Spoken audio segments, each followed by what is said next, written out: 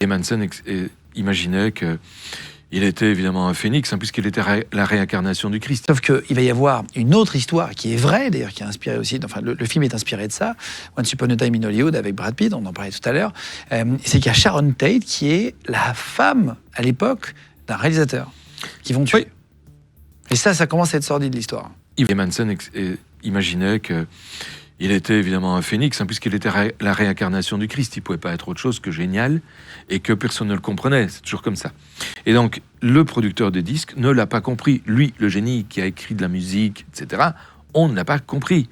Donc, qu'est-ce qu'il veut faire? Le buter, pour lui apprendre à vivre. Donc, il envoie ses gars pour le buter. Le bonhomme, ça, ils ne savent pas. Mais quand je te dis, ils sont cons. Le bonhomme a déménagé.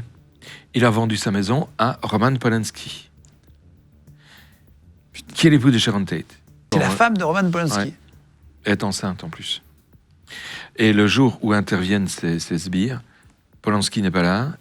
Il y a 3 personnes avec Sharon Tate. Il tue tout le monde.